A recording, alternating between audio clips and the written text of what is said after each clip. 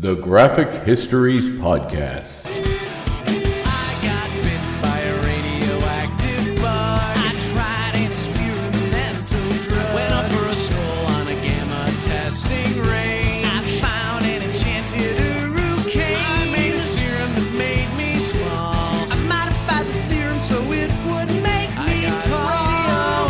Radioactive isotope in my eyes. Dying alien helped me accessorize. I gained the proportion and strength of a spider. Now I'm invincible and I can fly. I lost my sight, my other senses were heightened. I'm gonna put on my pajamas and go fight crime. Hey there, and welcome to the Graphic Histories Podcast. My name is Andre Mayette, your podcast host. Big thanks to Uka the Mock for our theme song, Superpowers. And big thanks to you, gentle listener, for tuning in once again to another action-packed, fun-filled show. Happy Halloween. I hope you had a good one. As this episode comes out, Halloween just passed this weekend. Unfortunately, it's been a bit of a break in our episodes. I've been very, very busy, and I had a computer problem, which didn't allow me to be able to edit this episode until way past when we recorded, which was like 3 weeks ago. So he doesn't mention the Kickstarter time. It's like several weeks to go. You got about a week now. So drive this episode into you. You even pause it after you listen to the wonderful conversation I had with Ben, and then go over to Kickstarter and check that out. It's called Model UN, in which you model UN from a high school have to represent the Earth in conversations with aliens that want to invade. So it's a great idea, very cool concept, very fun, and yeah, great conversation with Ben. And I always talk about how some episodes come easy. Oh, every episode's fun. Some come easy, some are a little harder, just to get information out and try to get a real flow going. But I really feel like with Ben, it was easy off the get-go. Really great conversation and really, really fun chat. Really personable guy. With a lot of fun stuff to talk about. So we had an amazing conversation that I think you're really going to enjoy. Actually, after we had turned off the mics, we kept talking for like an hour. So, it's really cool when you can kind of meet people like that and, get a conversation going that feels free-flowing, natural, and something that we always encourage here at the show. By we, I mean the royal we, is in me. But life's been busy, so getting the computer fixed and getting a new gig that I'm doing now, which is interim executive director of a theater. It's been going really well and really fun, really rewarding work. I mean, I've been involved with live theater and kind of music my whole life. I mean, I play music, but I'm not a massive musician or anything, but just being a massive fan and being around it a lot, it's been great. So kind of facilitating that and representing it in our community to bring wonderful acts, artists, and make sure as much culture is ingested as possible. I feel like art really does something to your soul, and it needs to be celebrated and enforced. And yeah, and I'm really enjoying the work. So that's keeping me quite busy. But I'm going to have to carve out the time to keep doing this show because I love it dearly, and I love you, dear listeners. So thank you, and I hope you had a great Halloween. I'm a big fan of Halloween, personally. So I was out DJing on Halloween night at a local bar, which was a really fun time. And then, going to various Halloween parties and the Siptastic Book Fair, which I talked about in my conversation with Ben. That was this past weekend. So, yeah, everything's coming up Millhouse. It's been a really good year. Really good, fun time. So, thank you for being a part of it. All right, let's get to my episode. So here it is, my conversation with the amazing Benjamin Hunting.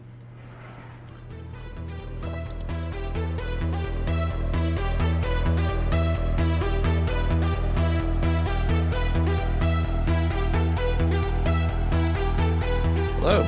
Hey, how are you? Good. How are you? Good. How's your day going today?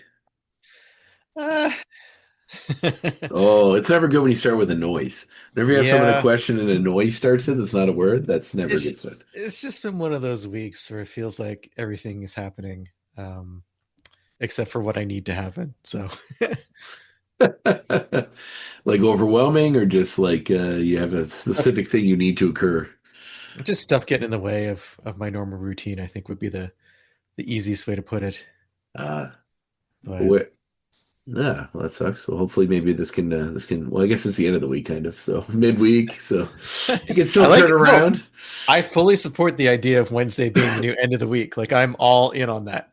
Oh, so yeah, let's go for that. we need like that sweet European model of like 4 work days and then you're done. Like, I've been doing that for the last 3 years. Yeah. It's life-changing. I highly Yeah. recommend it if you can get away with it. Yeah, I kind of have a gig life as well, so which I know you kind of do, Yeah. and because of that, it affords me a little more time to do that sort of thing, and I'm trying to not fill it with everything because I'm a very busy person. So, and I tend to fill my time with stuff, and when I get free time, I just fill it up with more stuff. So, I'd like to try to get better at that, just finding the Yeah. time that I can enjoy it, but I know not what you quite mean. there yet. I noticed the accent on your name. Are you also in Quebec like me? Oh no, I didn't know you're in Quebec. That's awesome. Yeah. No, Andre, is it Andre Millet or is Andre Mayette. all Yeah. right. Yeah. All right. Andre Julian Mayette, if you want to get specific. Okay. Oh, I didn't know you're Canadian. Awesome. I get so many of these sort of, are you Canadian? Yeah. Okay. Yeah. I'm in southern Quebec, small town. Ah, what part? Eastern Townships, about Ah, 5 miles north of the Vermont border. Nova Scotia. Oh, So, really? yeah. That's chill. Yeah. I live out in, near Truro. It's right in Okay. the center of Nova Scotia, Yeah, basically. yeah, yeah. About an hour from Halifax. Oh, even better. Oh, it's Canadian. Well, the troubles off the, take that off the, I don't have to worry about this one now. Usually when Jeff sends me people, they're always people that are like, usually around the New York area. Yeah, the funny thing is, I recently did a podcast that Jeff had set me up with where the person lived in Vermont, like about 40 minutes from where I live. Oh, really? He They could just has a came over. it's literally that. And what's weird is like no one really lives in this area. It's like the population is very spread out. Uh-huh. So he owns like a newspaper and a radio station in that area. Oh, So really? chances are I've probably heard his station and he's probably heard the station that I have a show on. Oh, So that's like hilarious. it's so strange, it's like the Oh man, that's really good. And so, you from Quebec originally? Is that home? yeah, originally from a little bit east, about an hour east of here. Then I spent 20 years in Montreal and I just got sick of the big city and came back a couple of years ago. So Ah. I've been like, we've got like 7 acres in the woods, and I've been readjusting my brain to enjoy things like quiet and not smelling urine at all times. Or if I do smell urine, it's not human urine; it's like deer urine, which is somehow better. Yeah, But I'm sure their yeah, diets are better than ours. maybe I would hope so. you have to wonder sometimes. But yeah, so it's been good, and I try. I mean, all my books are set in Quebec as well. Oh, really? Oh, that's awesome. I love when Yeah, people are actually out there like making a go. Like I was talking to someone yesterday, my host trivia, and someone that came to one of my trivias was saying how she knew. Cause it's a long story, but anyway, I do a lot of events around home, and one of them is that it's like I do this thing called the Siptastic Book Fair, which okay, is basically a scholastic book fair for grown-ups. nice. So it's at a bar, you can get drinks, you can, but then you shop for books, local, we get booksellers and That was stuff. the best part of school. Yeah, Like, I know, I no know. joke. Yeah. Everyone always says, "Can I get like free racers and like a Lamborghini poster?" And I'm like, someday I'm going to figure out how I can get a bunch of Lamborghini posters. And There's a warehouse somewhere, like from the I 80s. I've considered it, like even just going on like Vistaprint or something and ordering like a bunch of erasers or something if you can do that have the logo on it. So, That would be fun. someday I will. It's just the Scholastic one, but Siptastic instead with a little martini instead of a book. But yeah, it's been pretty cool. And someone's telling me how because I had Strange Adventures was one of them, which is in this area, a pretty big comic store in Halifax. And someone had mentioned that a friend of theirs used to work there, who's a current comic writer, Kate Leff. Okay. And she has a book that I just read a while ago called Mall Goth, and it all takes place, I think she was living in Toronto at the time. So I've seen that book. Yeah. yeah, she did that one. I read it. It was nice. It was a good coming of age tale for, anyone that was kind of an outsider as a kid. I wouldn't call myself a goth, but I definitely didn't fit into the cool crowd, that's for sure. So, but yeah, I have a great appreciation for people that are like, especially Canadians, I guess, that are doing the work and don't feel the urge to make it American or make it, to keep it in Canada. Like we need more Canadian based things. You got to really write what you know, in my opinion. Mm. And that's a big part of why I set things in places that I've lived and around experiences that I've had. But also, like you were saying, I don't feel the need to like fake Americanize my stuff. And in fact, I think it's far more interesting to write about Canada. And for me, like being an Anglophone in Quebec, it's a Oh yeah. perspective not really out there very much. Hmm. So I'm able to kind of like Trojan horse Quebec culture into the American side of the industry, I guess. Like Mhm. I had a book. My first book was called Code 45, and it was about the Montreal Metro. And I worked song lyrics in from Daniel Bélanger onto the pages, and they're all in French. And like it was eventually published by Scout Comics, which I can't recommend anyone doing because they're a horrible publisher, which I had many problems with. Oh, we can get into Um, that. but but the cool thing is that book was published by a Florida-based publisher with francophone lyrics in it in an English book. And Americans were reading that, and I would love it, the idea that like a few of them were like, hey, I'm curious about this, I'm gonna go listen to it now. Mm. And like that's not something that is going to happen on a regular basis unless you make it happen. And just that francophone culture is part of my growing up, and Yeah. part of my day to day. And so I can't ignore that exists, at the risk of making my stories like less genuine and less like tied to who I am.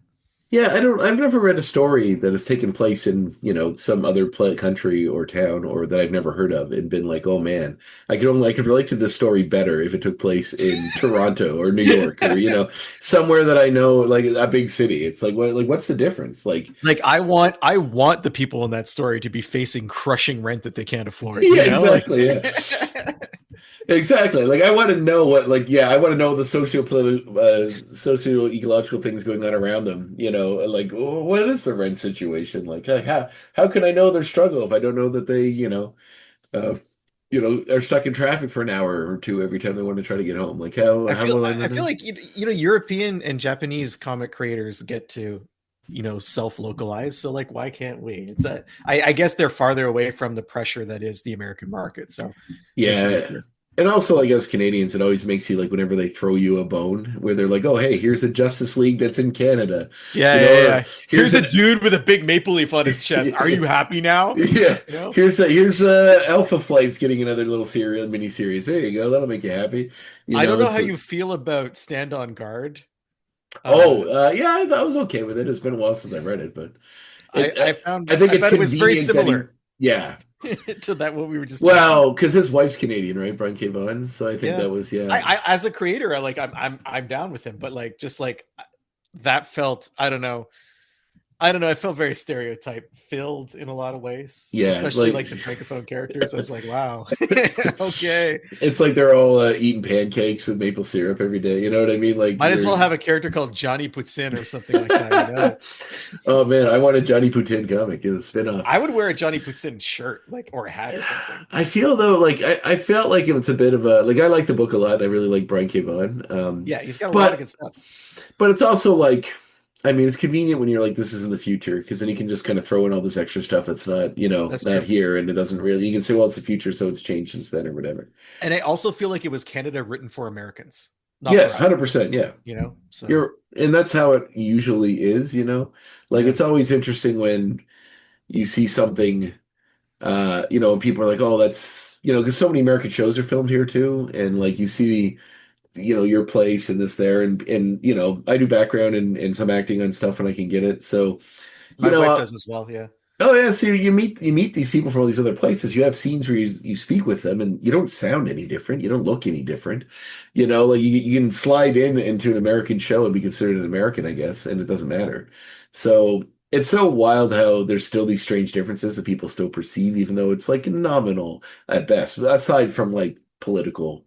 Yeah, aside from the whole culture thing, yeah. Yes, well, culture, political, yes, and yeah. Well, I was at a conference this past weekend I'm on a board of directors for the Chamber of Commerce in my town, and they had this big event. It was like all the chambers in Canada get together in Mississauga, and I remember I was telling someone when I got back, I said it's funny because everyone has stereotypes about what each province is like, what they care about the most. And to sit into a group with other boards of director or other chamber of commerces from other provinces and see what policies they're going to argue for infirms that yes, it is true. It's all true.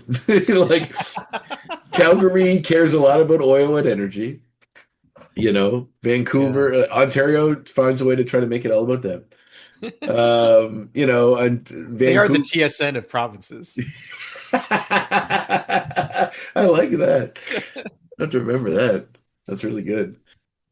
I mean, getting to know you, you mentioned that a lot of the themes in your work is kind of related to, where you came from and how growing up as an Anglophone in Quebec was. So, I mean, that immediately makes me think like alienation, like, or not fitting in. But is there more to it than that, or? Uh, I don't. So that's a really interesting perspective to look at it because I have not thought about that. Yeah, go ahead. I have not thought about like how me being quote unquote othered would impact the work. I think that it impacts it in the sense that I'm presenting a side of it, like we were talking about earlier, just a side of Quebec culture that doesn't often leave Quebec because there's not a Mm, lot of English media left here. mm, So most of what you see inside the province is it's kind of a closed loop.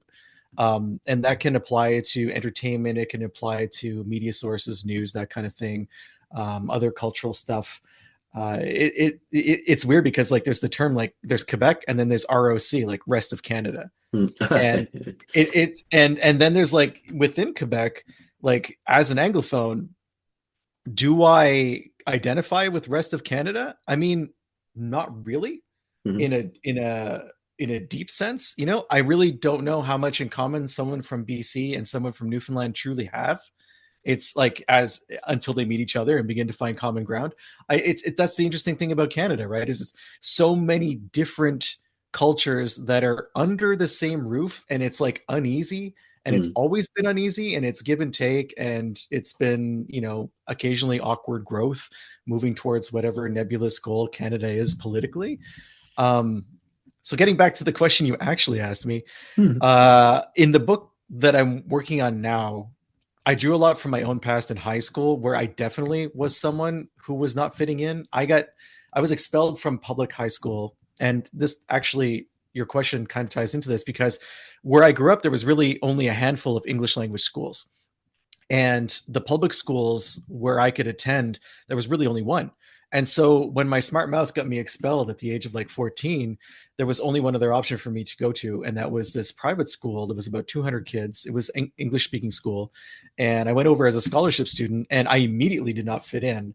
Not so much socially, but just into like the hierarchy of how a school run on the British boys system was. It was a mixed gender school, but it still had all those fun old traditions like prefects and compulsory sports and Interesting. compulsory military cadets.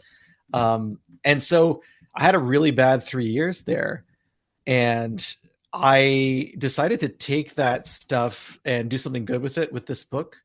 And instead of focusing on the negativity, just like peel away at the absurdity of the whole situation. Mm. And like when you take kids and you force them into a hierarchy and make them wear uniforms and make them like adhere to rigid, very old traditions that they're completely disconnected from, you can get a lot of comedy out of that.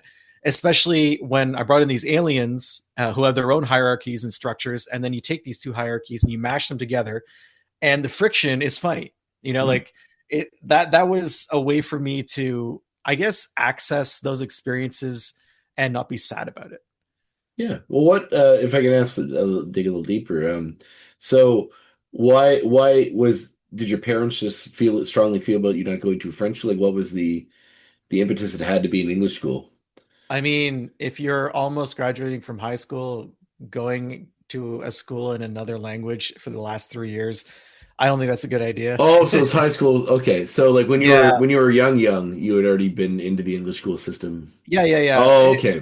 It gets complicated in Quebec because like there's also eligibility rules and requirements. Like your parents had to have been educated in a certain language in order for you to maintain access for that language for yourself Oh, I didn't know or that. for your children. Yeah, it's bizarre. And I mean bizarre looking at it from the outside for sure.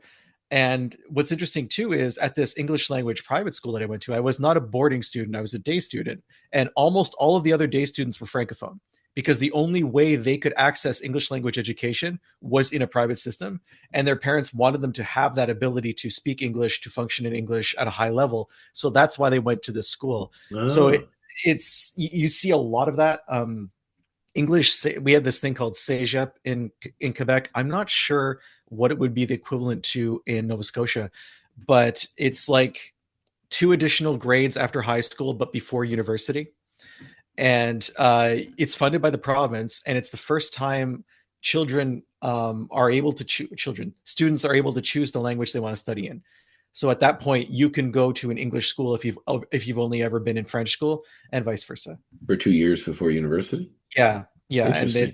it's in Ontario, like I think it's the equivalent of grades 13, grade Yeah. 13, which we don't have. I don't think there is an equivalent to that in Nova Scotia. I've never heard of that before. Yeah, Anyone doing anything like that. So I know when you graduate from CEGEP in Quebec, it's an acronym. It doesn't matter what it means, but it's like educational and professional college is basically what it translates to. But if you graduate from that in Quebec, you go as a second year student to an Ontario university. And they consider it like the first year. But I mean, again, we're talking about Canada being like so diverse and unusual. The fact that we can't like align our educational systems, like even in this conversation, and we're not sure like what the equivalent is, that's funny to me. I think it's hilarious. No, it's true. I'm for it. Like I don't need a homogenous Canada. Like Yeah, well, it's funny because I've been to Montreal enough times, and I've passed through some of the other spots, but never spent much time there. Montreal is pretty like, if you try to speak in French, they seem to appreciate it, and then let you, because I speak a very small amount. I'd like to learn more, but there are other parts like I've heard like Quebec City, I think is less forgiving. Like they just will not speak to you, depending. I mean, that's a generalized term, but. I don't know if it's less forgiving so much as it is the farther you get from Montreal, the fewer people speak English. Yeah, that's true too. Especially above a certain age. Yeah. What I really know, where I grew up in Quebec, in the part, so I live in the Eastern Townships now, which was traditionally an Anglophone area. Where I grew up was a different part of the townships, and there's the English language university there, Bishop's University. And when I was a kid, it was a fairly English speaking area. Mm-hmm. But now that's not the case at all. You go back to that area and there's a large town, Sherbrooke, in the area that has essentially absorbed most of the surrounding small towns. And Sherbrooke was always a very Francophone town. And now that's kind of leaked out to the suburbs and surroundings. But when I moved to where I am now in a place called Sutton in the Eastern Townships, I hear people speaking English on the street, which I'd not heard outside of Montreal in like a decade. In a small town. It's super unusual. So like the farther you like the farther north and the farther like north of the St. Lawrence, like where Quebec City is, it's definitely the case that people live their lives entirely in French and there's not really a need to speak English. So it just doesn't happen very often. Younger people are essentially fluently bilingual, but I think once you get above a certain age, it's really like there's no need to speak French. And especially Quebec City is not a business town, it's a government town, and all government business is conducted in French. So that removes another point where you would need to speak English or where you would have an advantage if you did that. Right. Well, growing up in that area, were you like was comics always a part of your childhood?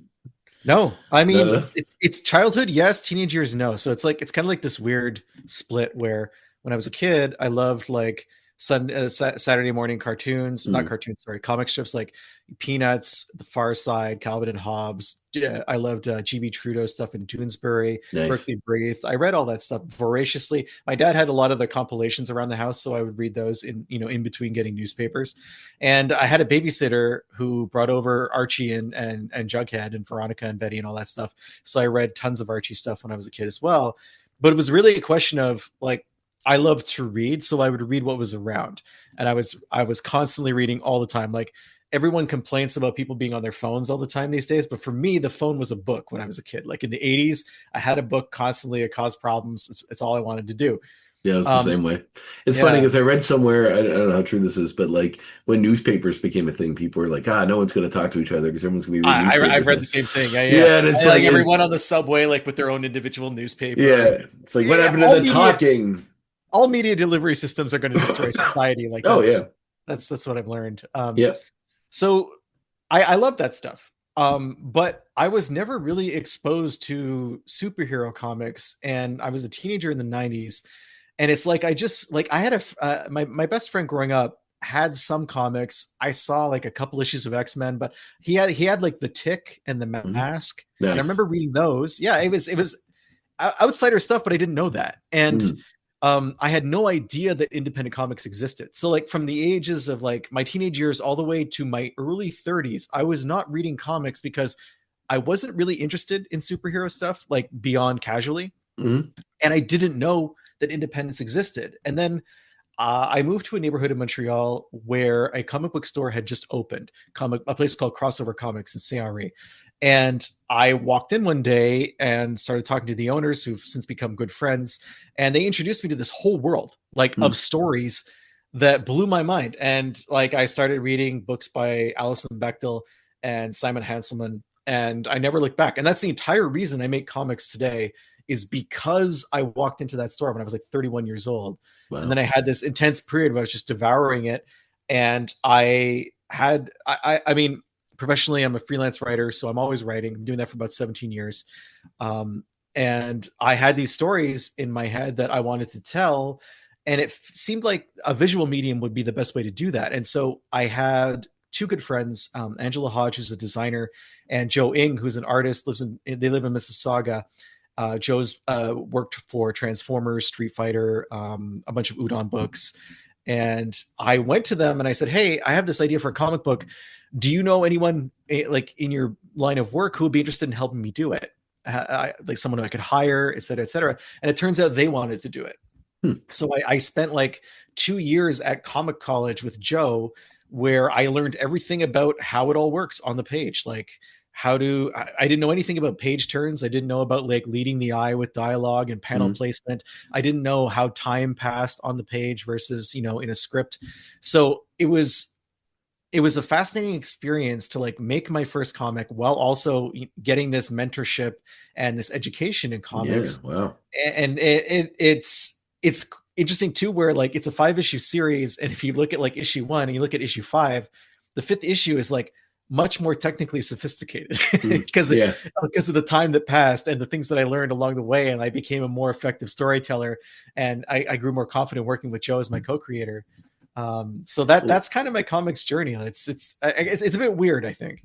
No, not at all. But it is very interesting. It's definitely not one I hear very often. Most like it's interesting to me to like come into it and have to learn the basics at an advanced age. I wouldn't be at 30. It's not young or not old, but I like advanced age. I mean, ouch. Yeah. Oh, I mean, I'm at advanced age now, and that was like 15 years ago.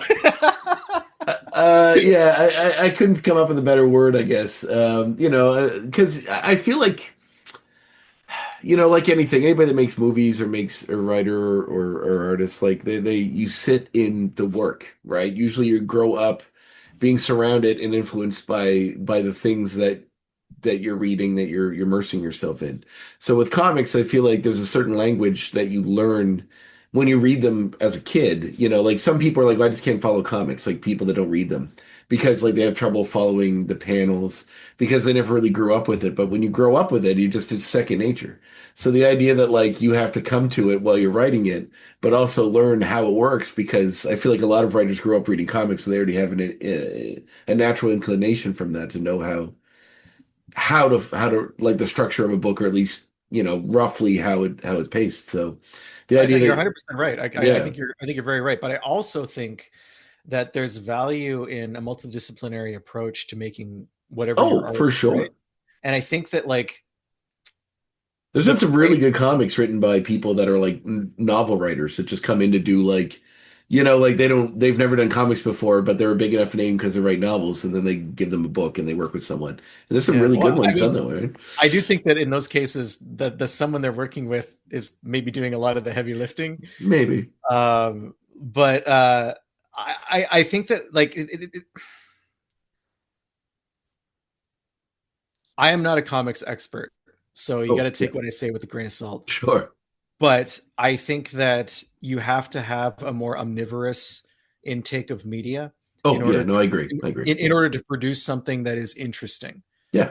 Because I think that like, if you're really just rigidly into reading comics and you want to make comics, you can make a comic, but are you going to be able to surpass your influences? Or is it just going to be, are you just going to be the sum total of what you consumed in comics to that point? Whereas if you're someone who loves movies and you make a comic, or you're someone who loves novels and you make a comic, or you're someone who loves video games and you make a comic, you're bringing in like something from the outside narratively. And then maybe it's easier for you to find a voice that way. I could just be talking out of my ass. No, I think you're right. 100%. I mean, even just, and not even, I think you can expand on that and make it even broader by saying like, not just various mediums, but all kinds of story, right? Like Yeah, if you're a horror writer, if you like horror comics and all you ever read is horror books, movies, whatever, then, I feel like a lot of the emotional depths of storytelling can be lost if you're just watching like Friday the 13th movies or something, right? Like it's just a bunch of yeah. people getting slashed apart. There's not a lot of character growth or depth or That's learning happening, right? So, That's a good way to put it. Like the idea that like you focus on the framework and the mechanics of what's happening without understanding that like stories are still stories, hmm, even if they're put inside a certain framework. And if you're an expert at the framework, but you don't understand story or character, then you can make something that's going to look really proficient, but make no connection with an audience, exactly. which I think we've seen that in so many movies. Oh yeah. And there's a tightrope too, where it goes the other way, where like say you're Yeah. passionate and you are talented, but you have no idea how to do it or do it properly. And then you Yeah. get like, I don't know, Plan 9 from Outer Space or something, where it's like, you have the passion and the joy, but Yeah. you like structurally you don't understand how movies work or there's some then you get the other side. Then you make like more of an artifact than a movie. Yeah, I mean, there are a lot of movies done by, dream logic or movies that are like kind of ethereal, don't necessarily follow make you feel something. I mean, David Lynch is an obvious example, but don't follow like a traditional conventional narrative. Yeah. But there's still, I think, if you dig under the skin of that, because I'm a big fan of Lynch, it's there. There's something there. It's an emotional journey, if not a It's one. not Yeah, I don't think he's I can't say this word, obfuscating yeah, with his style. I don't think that's yes. his intention at all. And I think that there are some filmmakers who definitely do that, who are like, Oh, well, yeah. I don't have any substance, so I can slather on the style and people know that this is how I make a movie and it will be accepted. But then there's people who are just genuinely super weird and this is how they express themselves. Yeah, that's true. It's funny because when you're talking about that, I was thinking about examples, and I was like think about it like Wes Anderson. If his movies just looked the way they did, but they actually weren't good story wise, Yeah. but usually those guys they don't last long. No. Like you get a few movies maybe, but they're Unless it's not. like the 90s, Oh yeah, well, the late 90s, early 2000s, when you could make like a glossy action movie, when Guy Ritchie could make the same movie 6 times, you Michael know? Bay still making the same movie. Yeah. Yeah. Just with bigger and bigger budget, Yeah, and noisier, noisier robots. if we need this robot to be noisier. Make it 10 times noisier. Yeah. Oh But it's man, the weird. sequel. Michael Bay, he also made Bad Boys, right? That was Yes. Well, yeah. it's so crazy that like he could make like a movie that is ostensibly character driven and then forget that he ever did that and just like keep going. It You kind of know, like makes you wonder, like, what, because there are a lot of people that make a lot of movies, and some that I like. He's one that I find interesting because most of them are pretty brainless. But like, I actually like the movie Pain and Gain, the one that was based on, I've seen some of that movie. Yeah, yeah, with based on Wahlberg these, and The Rock. yeah, and they're like real life bodybuilders that try to make money by kidnapping this crime boss, and all goes to hell. I mean, it's certainly a more sensationalist version of it, but they kind of lean into how, in my experience, I mean, I told you I do a lot of things. One of them is I'm a professional wrestler. So I'm Nice. around a lot of guys who are like super shredded and go the mile to have the body, right? And a lot of that and a lot of their need to be in wrestling and a lot of their need to be, put in a certain position in wrestling comes from a deep insecurity or something that's, something that they're very insecure, they feel really bad about Are you saying that themselves. expressive artists have a hole inside that they need to fill? Yes, yes, I am.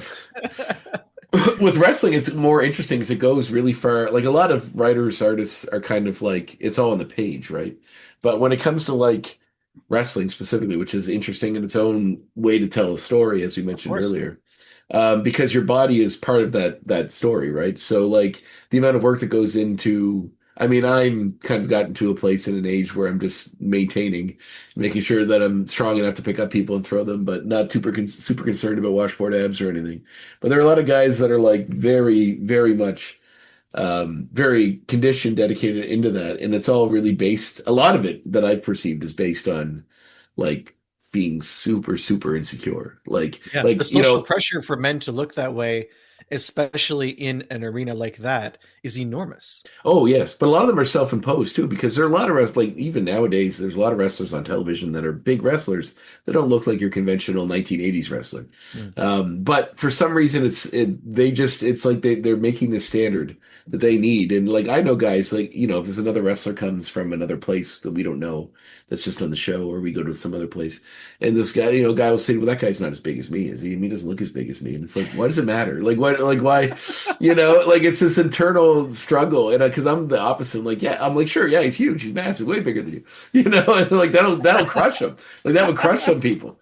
It's so insecure and like childlike, but it's weird. These are like 40-year-old men that are like, worried about how much bigger, maybe that guy's got an inch wider bicep than he does. Like, get out the measuring tape. Yeah, My grandfather was a wrestling promoter in Sherbrooke. Oh wow, cool. In the 60s and 70s. And I didn't know this until my mom was telling me story. I was like watching TV one day in my 20s, and my mom's like, "Oh, I knew Andre the Giant, but like back when he was Giant Jean Rougeau," and I'm like, "What?" And then she's like, "Yeah, he would like come over and have dinner and stuff, and he would be at the promotion with my dad, and he was a really nice guy, really polite, always engaging." And I'm like, it's like having your mom tell you that she hung out with some like fictional figure that you've only ever seen at arm's length on a television screen. It was just surreal. Yeah, me and Homer Simpson. Yeah, we hung out back in the day. Yeah, we were good buds. Yeah, we grew up together. It was amazing. That's wild. Wow. I've run into people that have like I've met people that I've watched on TV when I was a kid. I wrestled a few of them, so it's kind of surreal and wild in that way. But you kind of get to the conclusion that they're all just people. They're all just people. They all got to eat, especially Andre, eating all the time. Well, he particularly was an interesting example. As a kid, as a young adult and a kid, I always would try to needle my mom into admitting that he was secretly my dad or something because my name's Andre. I'm a little large. I'm like 6'2". I'm not huge, but I'm like, surely maybe wrestling came to town, Mom, and maybe you went out and maybe Andre the Giant was there, and it's never things happen. Over the course of a long relationship, things can happen, and you shouldn't be ashamed to talk about those things with your son. I would never tell him. Is famous. Yeah, I would never tell Dad. Yeah, it'll be our secret, Mom. Just tell me. I was quite into wrestling for a while until why can't I think of his name now? Benoit. Oh yeah. What happened?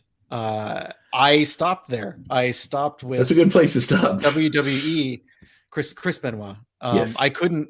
That's the point where I fully realized that particular promotion was a meat grinder that didn't care about anyone involved. Mm-hmm. And I didn't have access to a lot of alternative promotions at that time. I would occasionally go to like IWS shows in Montreal, mm-hmm. which were entertaining and fun, but like I was really enjoying the WWE and the WWF, and then that happened, and I was like, and it was like right on the heels of so many other people who had died within like a 14-month period leading up to that, and it just overwhelmed me. And I'm so happy that today. And I perceive it this way. I don't know if this is true, and you would know because you're involved in it. But I feel like today there are so many other ways to support wrestling that don't involve the McMahons and the empire that they built, and that 20 years ago that wasn't necessarily the case, or it wasn't as widespread in the media. Like you would have regional promotions, but you wouldn't necessarily know about them the same way you can know about them now and participate in them from at a distance. Yeah, agreed. Yeah, I mean, there's so many alternatives and options, even like TNA and those ones that aren't quite on the same level, but even AEW, which is, its own thing. But I think that's fantastic. Like I wish I'd been able to make that transition in like the early 2000s or mid 2000s. And it just didn't seem possible. And now, like, I don't know how to interface with wrestling culture. Well, I mean, there's a lot of it. Yeah, you can never, like, you can find wrestling. You throw a rock and find a wrestling promotion. Most out here anyway. But with what's on TV and stuff, there's so many options for it now. I mean, things have changed as far as like. I don't think WWE would, and I'm not defending them, believe me, because they have their own many, many, many problems. But I think that the general nature of that industry, on top of sports in general, has come a long way. I feel like Benoit was a catalyst that made people look closer at this sort of thing and made them take it more seriously. and especially with the health of wrestlers. Yeah, Uh, that was the primary issue for me. It was yeah, like it has realizing changed. realizing that these people were working every single night, you Oh know, yeah, yeah.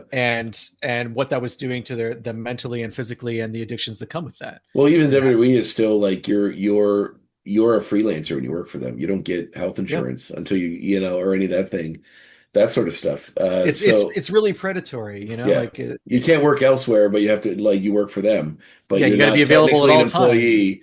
employee, so they don't have to give you all the benefits and rights that come from that. And if you get the call and you're not physically able to perform, they'll just call the next person. So that Yep, pressure, like we were talking about earlier, like the pressure to be the best presenting physical condition you can be, yep. like that's you're just hiding injuries and you're not getting the therapy and the physical therapy that you need to recover and perform at the highest level and whatnot. And it's a bad cycle. Oh, I've seen many an older wrestler, take not a handful, but a couple perks to go to sleep and drooling on themselves because the pain and the injury, and then probably at this point they're just used to them.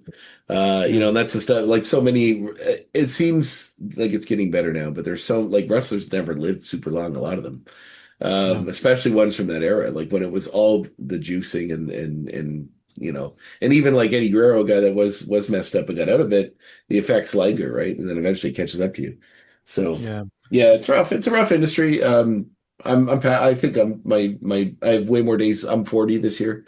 I've turned 40 already. So I feel like the end is nigh, but I haven't quite put a date on that yet. I probably should at some point. I'd like to not.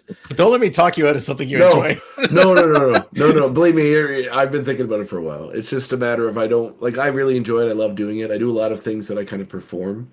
So I wouldn't really lose all of that. It's more about there's a certain like I do theater, and I feel like they're both very hand in hand. Like when you do a play Yeah, and for the sure. crowd reacts, but wrestling, it's like an instant reaction. Like you're getting what you want to get across and how you want the audience to react. You're going to know immediately. In theater, you do too, but you're also adhering to a script. So in wrestling, of course, there are you know enough, and most people know enough about how it works now. I call it jazz in a way. There's room in between Yeah, to there's an outcome, but the path to that outcome is not set in stone, right? Like exactly, yeah. you're able to create the energy that leads to the most satisfactory expression of that outcome, I Yeah, think. yeah. No, that's a really good way to put it. So, there's almost an instantaneousness to that. The pop, as wrestlers call it, when they Yeah. cheer. If I was a heel for me, I've been a good guy for a while now, but I was a heel for most of my career. And the boo, you want them to really hate you. So you're getting instant results in a play. Yes, but that's reminiscent of the audience, but also like you still have to stick to what the script is. You can't just start making up lines and throw them out there. And the social So conventions around watching a dramatic performance are different in terms of, I think some people feel they have to be more restrained in their that is true. expressiveness That is in true. responding. Like I was a rave promoter for a long time, and I did some touring as a musician. And when you talk about instantaneous reaction, like similar to wrestling, when you're on a stage and you're playing an instrument and like people are either dancing or they're not, like there's no real in between stage for Mhm. that kind of thing, and you're entirely responsible for maintaining them in that state. Mhm. So like you have to have that continuous energy connection with the crowd when you're making music, otherwise it all falls apart. Like you can't just be on stage doing it for yourself. That doesn't work. Like No, you can make music for yourself in a studio, that's sure. cool, but if you're performing, the audience is part of that. You're not behind a glass. I did perform behind a wire cage once, but I've never been behind glass where I can't hear or see the Where audience. were you in the movie Blues Brothers? Where were you? It was more like Did the you have a movie whip? Roadhouse. Oh yeah, Remember where yeah. like Jeff Healey was like behind, they were throwing bottles and stuff. They weren't throwing bottles, but they were throwing stuff, and like that grill was there to protect us. It was a different time. I love any story that ends with that. It's like it was a different time. Sure, like it's such a blanket statement that can cover a lot of stuff, which I find so funny. But I think was that the first warning was like when for that particular venue was we came out on stage, and the stage decor was like these dolls that had been hung upside down and like given disturbing makeup, and we had not requested this. was it a punk bar? I'll say, I'm sorry. Is it a punk bar? Like, what kind of bar was it? It was punk-ish. Okay. When I performed, I would cover myself in fake blood and get into character. And so I was like playing metal guitar over techno beats, covered in fake blood and looking menacing, because that worked for me. That allowed me to be on the stage and not think about anything else. Like Yeah. when I was on the stage, it's similar to wrestling. I was a Yeah. character. You're a character. Yeah. It makes And that perfect character, sense. I could inhabit that character and perform much better than I did. Try a few times to not do that, not to have that facade, and it didn't work for me. So I don't know if they had seen like past performances and were like, oh, this guy's into like baby dolls hanging from the ceiling upside down, like that's his vibe. But I'm not into that.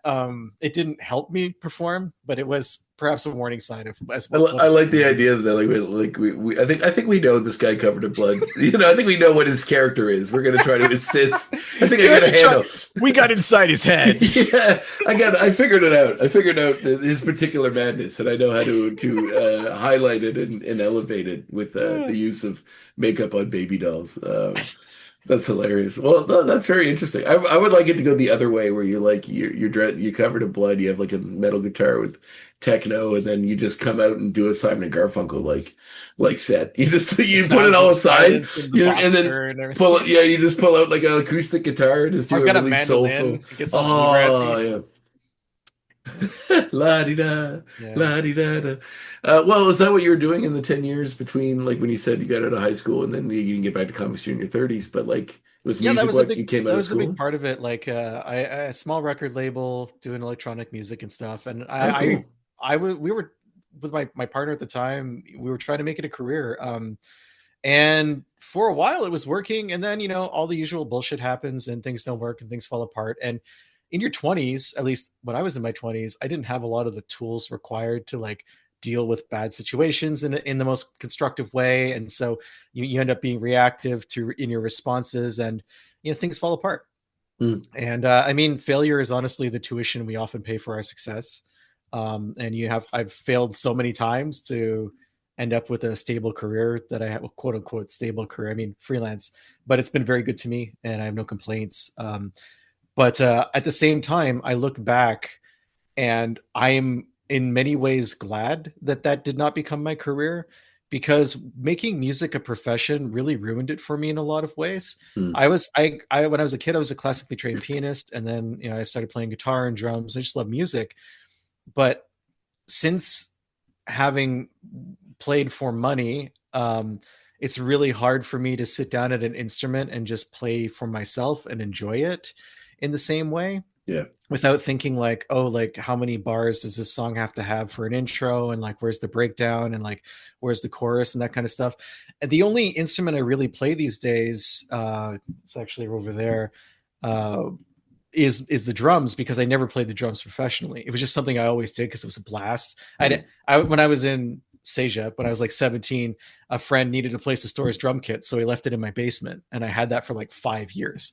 And then I eventually went out and got my own. But like, it's just so much fun. It's the most fun instrument, I think. I saw a comic strip one time. It was just like a guy. It says how to know when you're a professional. And it was like a guy at a concert hall playing in front of like thousands of people on the piano. And this little thought bubble just says, "I'm not enjoying any of this."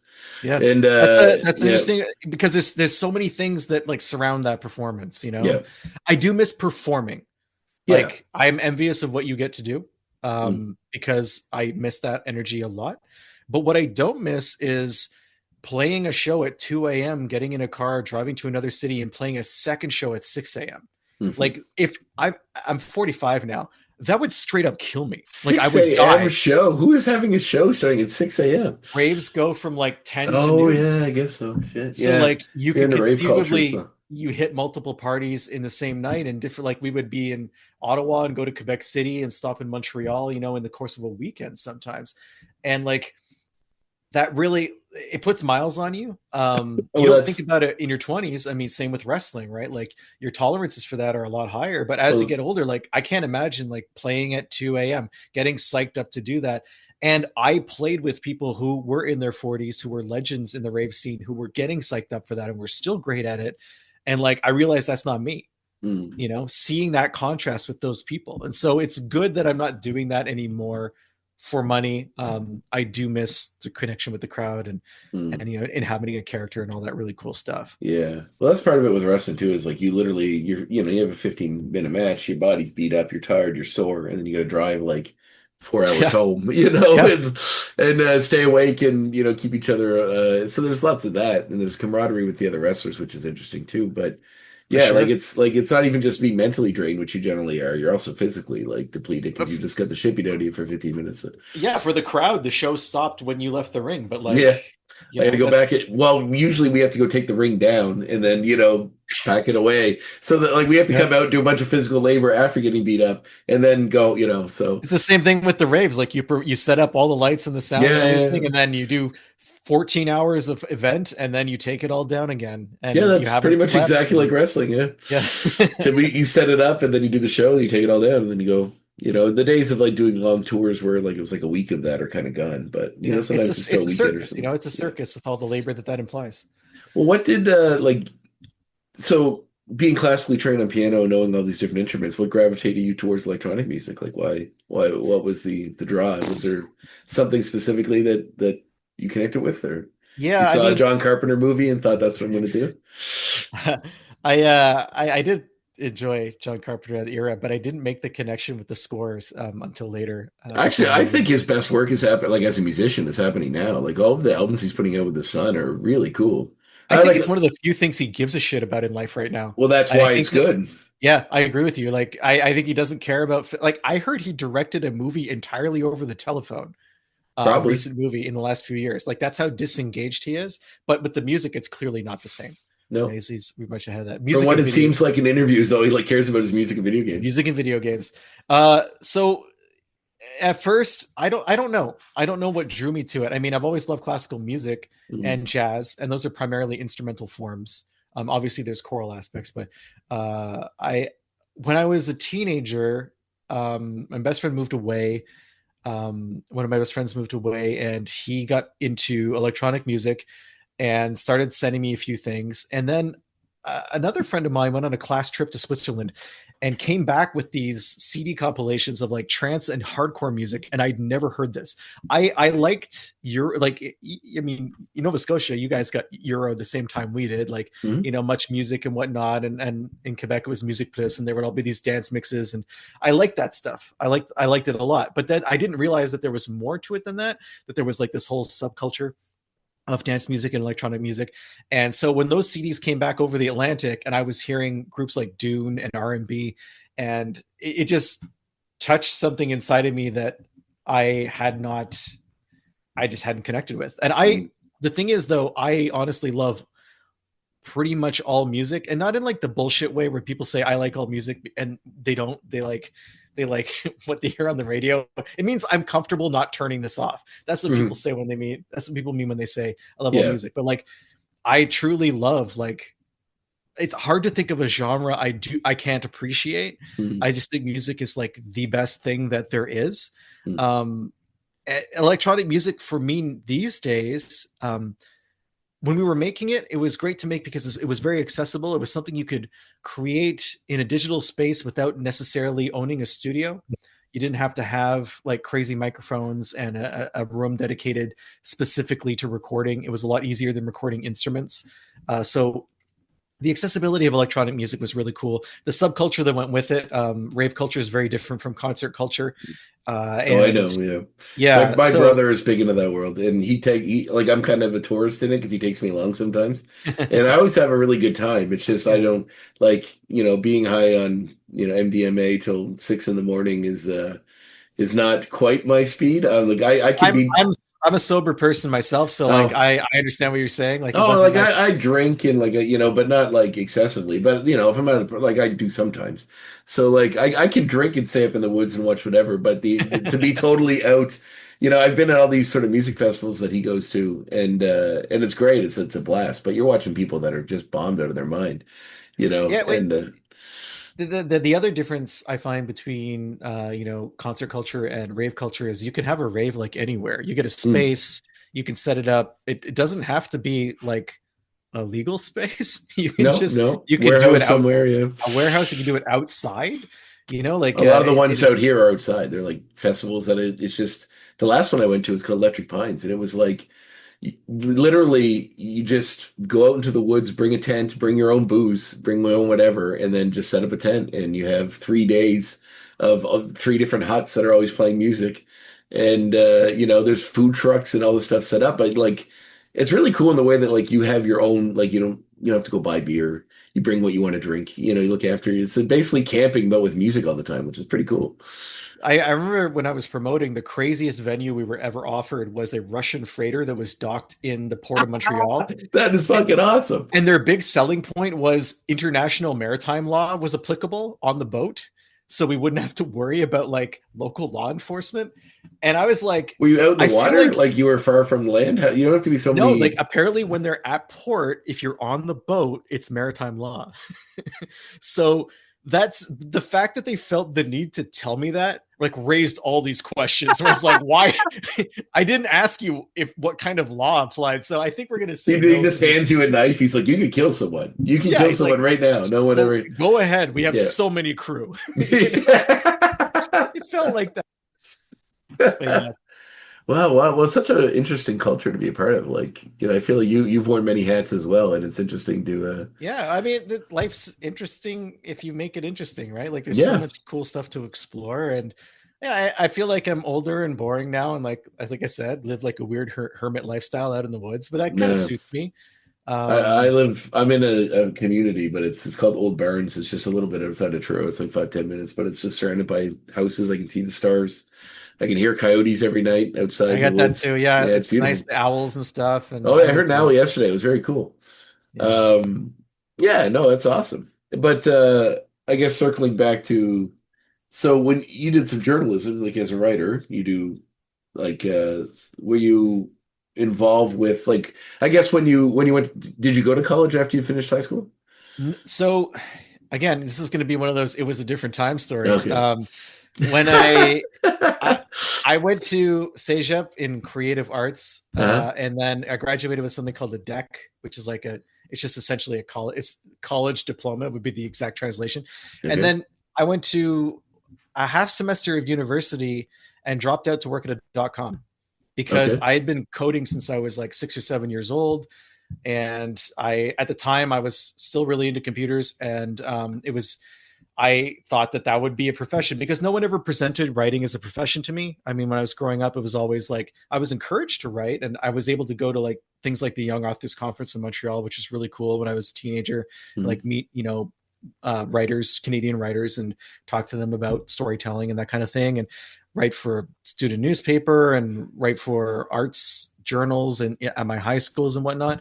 But like straight up, no one ever said like, yeah, you could earn a living doing this. So like, I think a lot of people similar to our age, I was pushed into science, technology, engineering, medicine. Like that was presented as the only way you could like avoid living in an alley under a tarp or something like that. Right. So I'm like, the straight path to homelessness is if you know the arts. It's an arts degree. It's just a direct line. There's no. It's a downward line. There was a.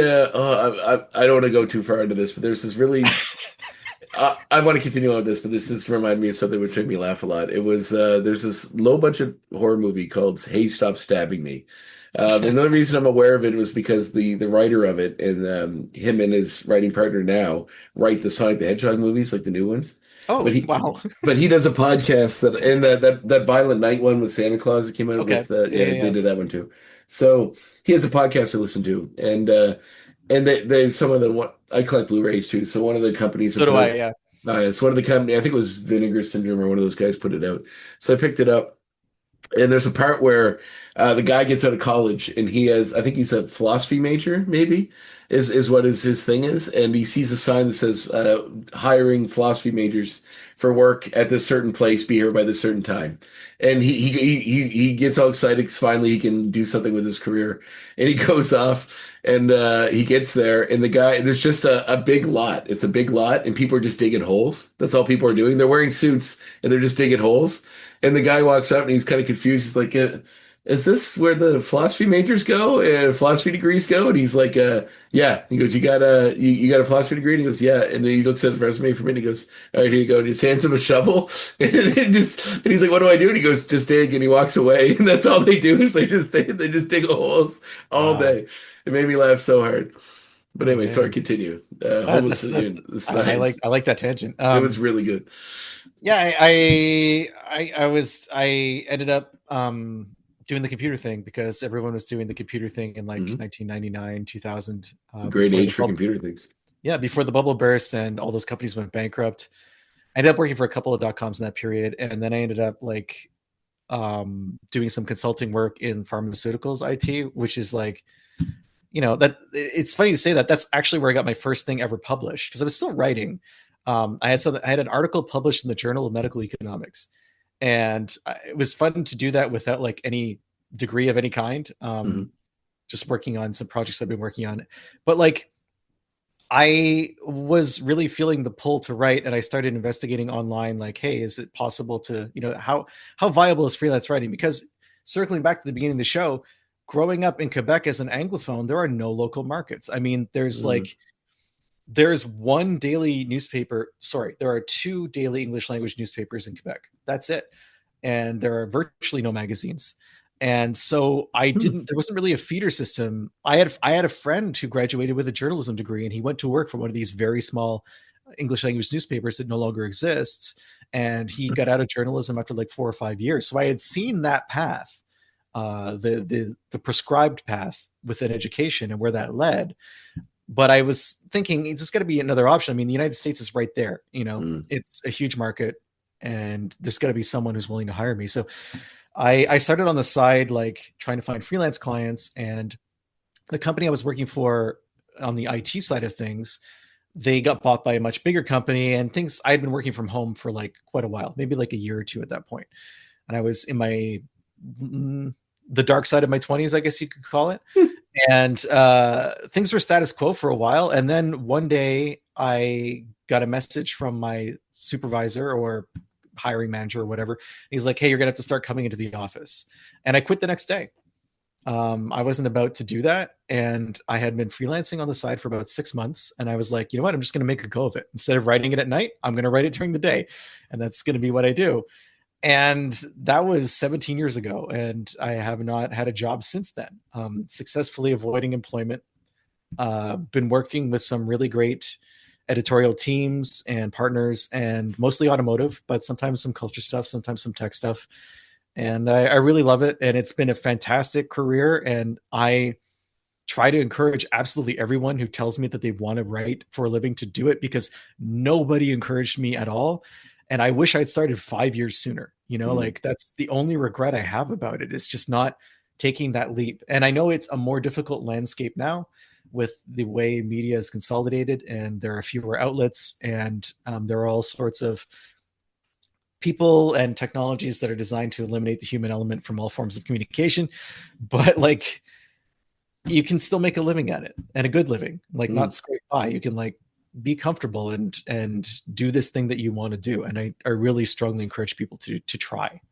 It's awesome. What's the appeal of because I've never been a car guy, so like I drive them. I'm aware of them. I have You're ones 90% of people do not care about I cars. I have ones that I like, and if I won the lottery tomorrow, I might go buy this one because I think, I like the way it looks. In fact, I just returned from that business trip I mentioned in Mississauga, and a friend I visited is like pretty well off. He owns a bunch of companies, and he drove me around Toronto in a 2018 Grand Sport Corvette, the black one, I Okay. think it was. Yeah, I'm and sure it sounded good.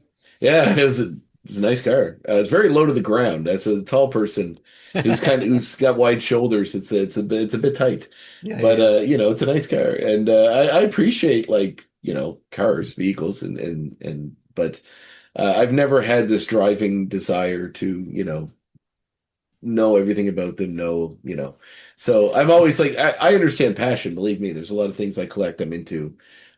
So I'm just curious what the appeal of vehicles is for you, or did it come from something? I mean, it's a sickness, I guess you can say.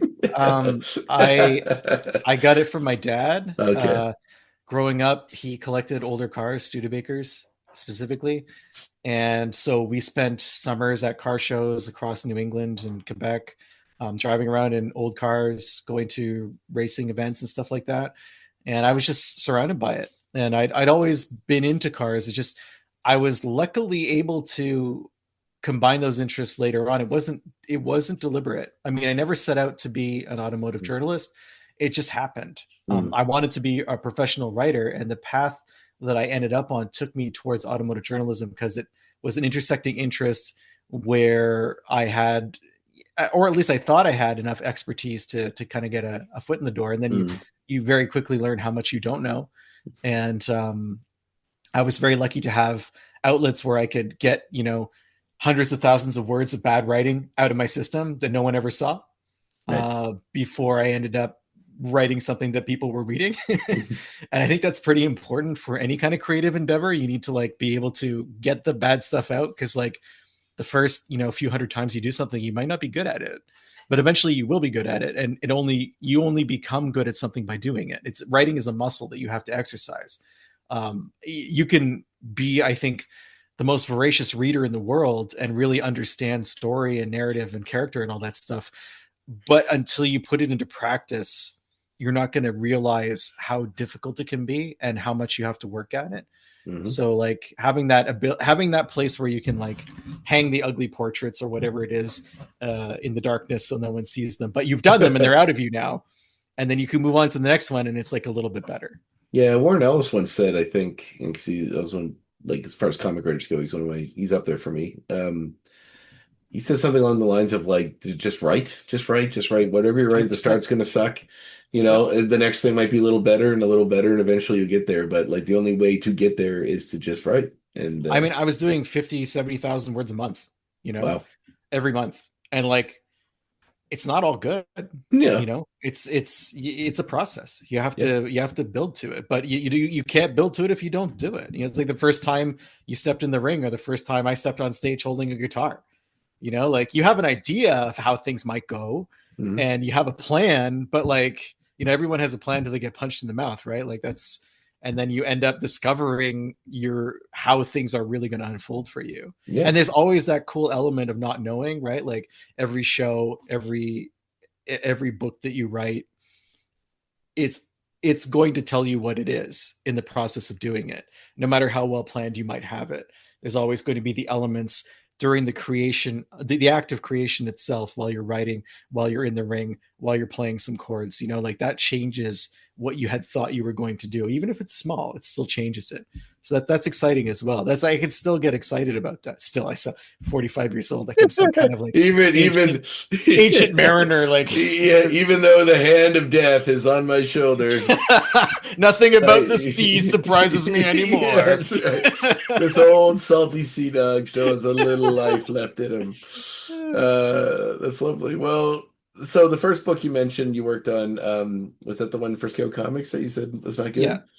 No, so, the first comic book I'm happy with. I meant Scout wasn't your relationship with Scout. Oh yeah, yes. Yeah. So Scout's not a trustworthy publisher. Are they still a publisher? I don't think I've heard of them in quite some time. I had someone reach out to me today to say, "Hey, I read about your experience with Scout, and I'm in the same situation." Oh, well, and so they are still. Well, things were okay at first. All of Code 45, they published all 5 issues. We published a trade with them and Simon & Schuster in partnership.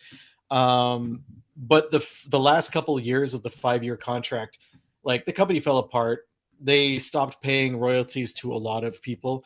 We had been paid up to that point, but our contract ended in January of this year, and we haven't been paid for any of the trade paperback sales. Not only that, they told us that they were going to continue selling our book, even though they no longer had any rights to it.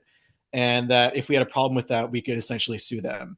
So I had to approach every retailer. I had to approach Amazon. I had to approach their own web host to use DMCA takedown notices to get them to stop selling a book they no longer could sell. Like Jesus. They never even had the rights to the book.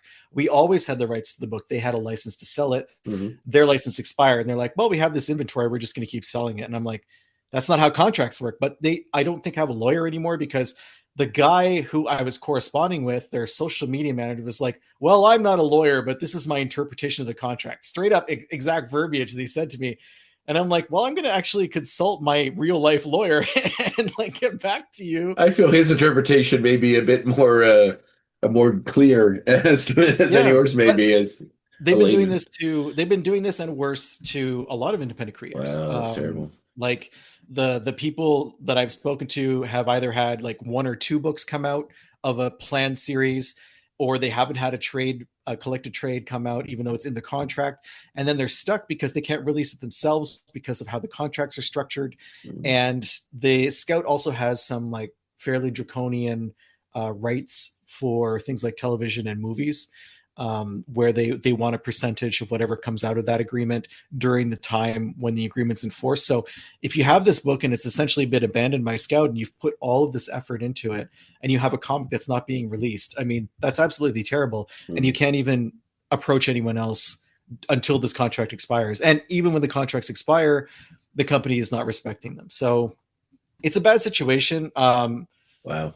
I didn't know this at the time. And I think when we first signed with them was right at the beginning of the downfall of the company. I think that's when people started leaving. And I remember how many different presidents and executive editors and whatnot they were cycling through, and how strange it seemed to me that there was this lack of stability. But, you know, it's my first comic with the direct market. So like, what do I know, right? Well, they prey on people that are eager and excited to do comics, right? And they, you know, you just want to get your comics out there and someone's going to help you do it. You don't 100%. You're not going to ask a lot of questions. And even if you do, I mean, they're probably just going to lie to you. So I'm lucky that, you know, I mean, it wasn't my first time dealing with the publication. So I had a lawyer look over the contract. I had my questions answered and whatnot. So I knew where we stood. But the problem with contracts is they're only as good as your willingness to go to court to defend them. And at a certain point, you have to ask yourself, like, how much effort am I going to put into what is essentially at this point just like a moral victory? Because I doubt Scout has any money, you know? So. Nope, I've lost your audio somehow. Oh, that was my bad. Sorry. There we go. Yeah, so on a happier note, I guess you wanted to do another series, which is Dead Air Comics. Yeah. Which we did. There's the same creative team as Code 45. That book is on hold right now because Joe, my creative partner, he had a medical issue last year and he hasn't quite recovered from that. But it's the space between those issues that led to the genesis of Model UN. It was something that I did. It's the first time, you know, striking out with a new on my own with a new team and trying something that's like totally different. Like I'd done 2 of these full color Western style comics, and then for whatever reason, it really felt like Model UN would benefit from like a manga style. Even though I'm not a huge manga guy and I don't know a ton about it, but I had been reading some. I like the narrative structure. I was like, oh, this is kind of a cool way of telling stories. So I'm doing this like black and white book for the first time with a new artist, new designers and everything. And it's just been this huge, it feels like starting from scratch in a lot of ways. That's awesome. That's so cool. It's scary. Well, I read a little bit about just online about the concept of it, but do you want to explain like what the story is? Because this is very cool. Sure, and thank you for saying that. It's about these kids who are in a Model UN club in a small private school, and these aliens approach the Earth and make contact with the Model UN club, mistaking them for the actual United Nations. And the leader of the aliens is such a doofus and so pig-headed.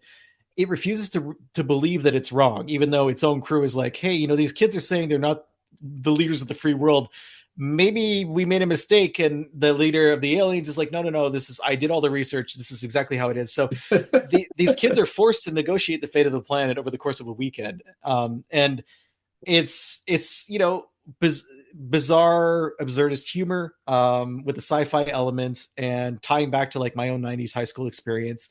And I never got to do Model UN when I was in high school. It always seemed like the coolest thing. It was never available. I never went to an educational institution that had that, but it seemed like a fun thing. And I'd had these 2 words like Model UN had been kicking around in my head for a while. And at first I thought I was going to do like a slice of life book, just where kind of like Freaks and Geeks, but instead of just high school being the social center, the Model UN club would be their social center, and you'd have a bunch of misfits there, and it would be like, oh, you know, it'd be kind of funny and see what their lives are like. But then I realized that when it comes to slice of life manga, like Japan has done it better a million times before me. So there's nothing really new to say there. So I figured out, well, I need some kind of hook, something interesting, something different. So that's where the aliens came into play to kind of add that extra pressure on these kids. Because one of the fun parts about making this book was creating these characters who were all misfits and weirdos. And then I put them in this Model UN box, and the aliens show up and they shake the box. And then you get to have all sorts of fun comedic tension from that. No, that's a super unique and cool concept. Like, yeah, Model UN was never something that, if it wasn't my school, wasn't any of the class that I'd gone to.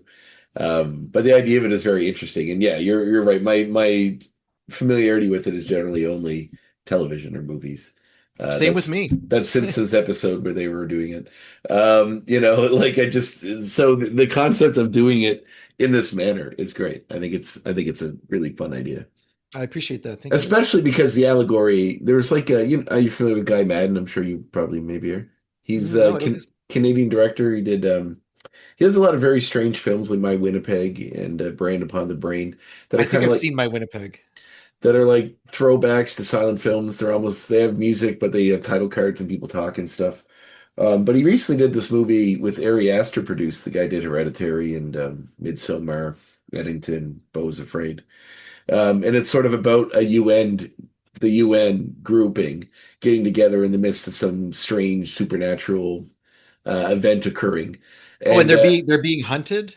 Yes, by like these weird bug zombie things. There's a giant brain in the woods. Have you seen it? I've seen the trailer. Oh, Yeah. I watched it at the film fest last year, I think it was. Is it worth watching? I also want to watch Eddington, by the way. Oh, I love Eddington. I highly suggest Eddington. I just got the A24 Blu-ray. Nice. When I was in Toronto, they have a Vinegar Syndrome store in Toronto. Yeah. And I went there and I went in, there's a place called Bay Street Video, which also has a obscene amount of cool stuff. But I bought a lot of, I like folk horror movies, which is a subgenre I'm a big fan of. So they had some hard ones to find there. So I picked up a few of those and I got Eddington and a few others. But Eddington is excellent. Rumors is interesting. If you like, I mean, you strike me as a guy that likes artsy stuff. I think there's something there worth watching. It's strange, but I mean, seeing all of the UN people basically once all of the artifice is gone, their secret services and anyone that they can really have to look after them all sort of devolve into like almost high school like mentality when dealing with each other and with the situation. And it's all, you realize that they're all kind of ineffectual and really aren't capable of doing anything themselves. It's a lot like this movie I watched that one. I don't know if it won an Oscar. Triangle of Sadness came out a few years ago, which is sort of I've seen half of Triangle of Sadness. the first half before they First half. Okay. Half, yeah. It's a The great build up. it's a long but a great movie. But the idea that these people, these beautiful rich people that can afford to go on this cruise when forced in a survival situation are essentially useless, and that their servants, the people that work on the boat, are the useful ones that know how to survive because they've had a life of having to survive. So it's very interesting, and it's a similar in that where you just see them kind of devolve into children, which we all kind of do when put into those sort of situations. Well, that was part of what was fun about writing Model UN was the idea that you have, especially in high school, you're not fully formed as a person, right? No. And you might not necessarily know who you are, but you're presenting yourself a certain way. Mm-hmm. And like in the Model UN Club, you're going to have people who are like super keen about being there and they're sticklers for the rules and they present themselves as leaders and whatnot. And then you have the people who are just kind of going with the flow, and then the people who just need the credit. But when the pressure arrives, you very quickly discover who you are because there's no room for that artifice or pretense anymore, similar to that movie, right? Like it all gets stripped away. So it was cool to take these characters and see who the real leaders were and who was going to step up and who was just completely overwhelmed by the situation. And then who was unbothered by it, like just taking it completely in stride, so like you get to have these different personas and play them off against each other. And that's fun to do. That's awesome. Let's see. I love I mean, nothing is more interesting to me than using, I mean, I've seen enough movies that use high school as sort of the mechanism to deal with a bigger issue or to make fun of something. I hosted a movie night at a bar, and recently we watched Election, and which is great movie. Oh man, Alexander Payne is such a good director, but that movie is so good. And others I've seen like Ryan Johnson's movie Brick, which is sort of like a High detective school noir. noir, with that sort of Dashiell Hammett language.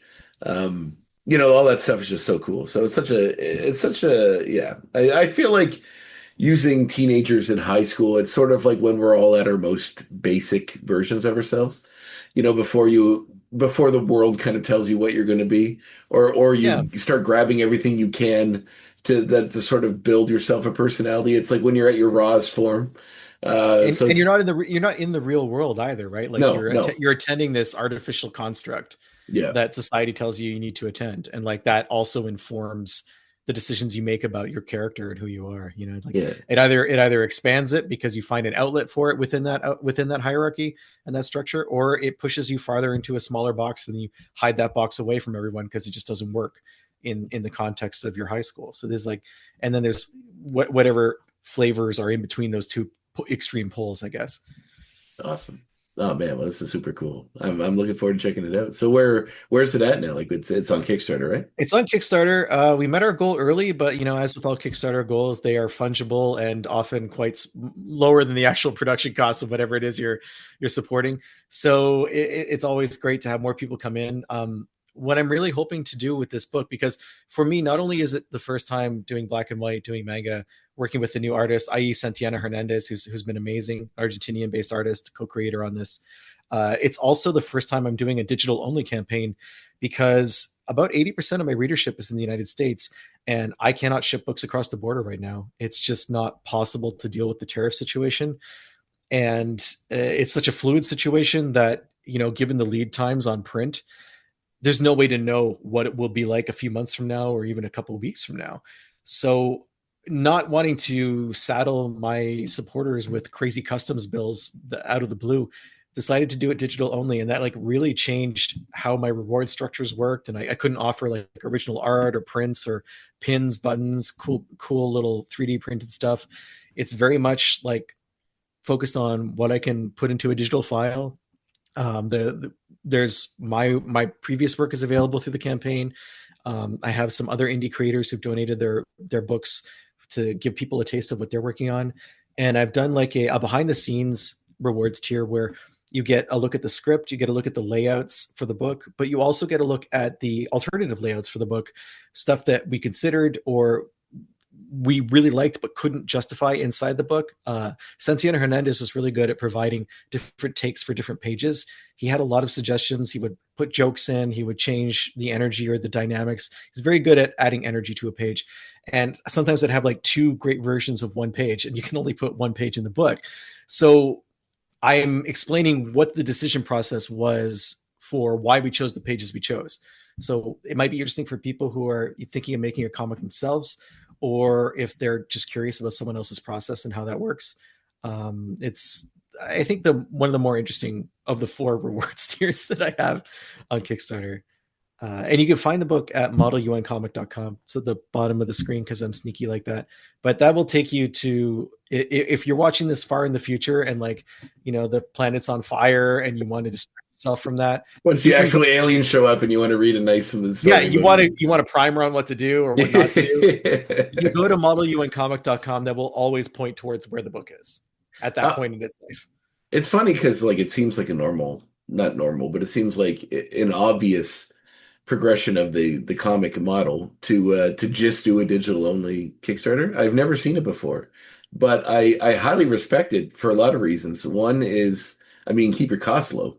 Like you can get your biggest tier, it looks like, is $25, which gives you the 54-page book in PDF plus 9 additional comics. Like that's not a big ask, and that's Canadian. So if it's an American market, it's cheaper.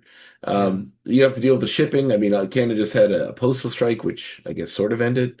So there's that. I'm unsure on that too. Like where the post office. It's funny because like this is how either disengaged I am or like just so jaded that I don't pay attention anymore. But like sometimes on my travels, I drive by the post office and there were people outside protesting. Whenever I drove by, I'd always honk the horn and keep going.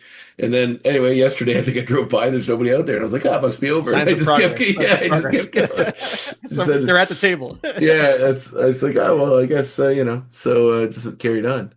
But well, you got another backer. I'm definitely going to back this. So thank you so much. I appreciate that. I'm very much looking. The concept is great. And I try to support as much independent comic creators as I can. I did my own little indie comics years ago. Nice. I like to get back to it, but life's busy, and I'm trying. So, but Yeah, it's hard to do absolutely everything, I've discovered. yeah, I know. I just need someone to give me, I don't know, like $10 million so I can just live off the interest and just do the shit I want to do. Like, why There you can't? go. See, I don't I think it's love how unreasonable. Like, I love how in that scenario you're still so practical that you're like, I want someone to give me $10 million so I can live off the interest. Like yeah, that is a sentence that like would not be added by the majority of people. They would be like, so I can spend that money. It would be no. It's like, first we're putting it in a GIC and we're gonna be totally cool with it. I think I did the math that if you have $10 million and you invest in a way that you just live off the interest, I think Yeah. you're like your monthly income is like 10 grand. It's like your 10 or 11 grand. It's like that's great. I could travel the world on that. I could You just can make hang that out. work. Yep. I already have a house I'm paying on it, so I guess I pay that off and then buy a hot tub. Those are the two things I want to do. Plus Aside from that, it's capital gains, so you're only being taxed on 50% of it, right? Here in yeah. Canada. So yeah, I would just Just working the system from every yeah. angle. Yeah, exactly. I don't know. I guess that's the gig, right? Like I've quoted this before the show, but somebody once I read somewhere that said being an entrepreneur, working for yourself, is working 80 hours a week. So you don't have to work 40 for somebody else. 100%. And it's like that's kind of what it is. It's like find a way to turn your passions into your work if you can, and then you'll only ever work for the rest of your life. yes, that's true.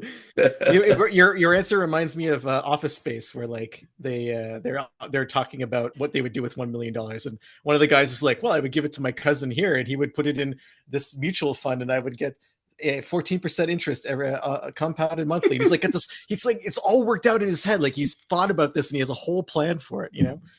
But, yeah. I hadn't thought that deeply into it. Just enough to be like, I think I had a friend who, we were talking about financials. He had an ex-wife, and he had to give her a good chunk of money, and he was talking about what her interest would be if she just lived off it. Like, and it wasn't like the house was already paid for, the car was already paid for. And then, what if she just stuck it in the bank, didn't fuck it up, what she would get? And I was like, man, that seems perfect. Yep. So many people have to work their ass off to not even make close to that much money a month. So the idea that you could just sit in your porch, read a book, all your bills are paid for, and that's your life. It's almost like society isn't a meritocracy at all. You would think so. I mean, the idea, like, I just don't, and this is continuing on this conversation, but the idea that, like, I just don't get it. It's like, if I had $100 billion, number one, I would never amass that much money and just hold on to it. But number two, if I was that rich, I wouldn't be engaged in trying to influence politics or like, or get involved. So bored, Andre. That's you're so bored. That's the only thing that makes you feel alive now is buying and selling entire nations. You got to get James Bondian with this. You're thinking, but I could just make movies. I could make my own movie studio and make movies. That could keep me busy. Canada, too Canadian here. You got to like expand. I don't want to influence the world. I just want to make art. And if I have the money to do it, move to the moon. No one will bother you. You can make your art there, and you can plot the downfall of kings and emperors. It's perfect. It's like these people have so much fucking money that they're just like, let's just go to space now. Why not? Let's go to space. I got the money. Let's do it. It's like maybe you could feed a lot of people, instead. I don't know. Pay off the debt of your country probably easily instead of the amount of money that you're spending on that. It's insane. It's just, I don't know. Oh, well, we got most of it figured out, Ben. We'll have to get back together some other time to figure out the rest of the world's problems. That would be fun. I would enjoy that. Oh, well, thank you so much. This is real fun. This is a real blast. I had a good time. Awesome. Well, you have yourself a good one, and I'm really looking forward to reading the comic. Thank you so much for supporting it. All righty. And it's how long does it go till the Kickstarter? You already meet your model, but it's got about 3 weeks left. Okay, so perfect. Early, I think it's November 7th or November 8th is the end. Awesome. Well, like I said, it's only $25, which is for a lot of comics, well worth it, and a steal at any price. So.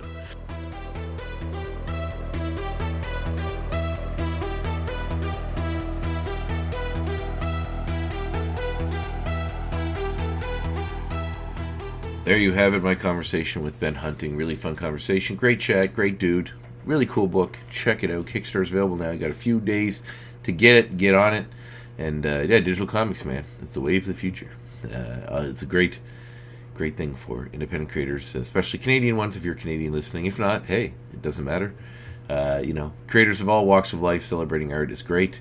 But, there's a little extra pride for us Canadians to celebrate our fellow ones. So, very happy for Ben and for that book, and looking forward to reading it myself when it comes out. So, hey, get in on that. Anyway, tune in next week, hopefully. I think it'll be next week. I think everything's back to normal now with another great episode. In the meantime, stay safe, have fun, read some comics, and, hey, start Christmas shopping. It's sooner than you think. This program is a proud part of the Swear to Pod Network.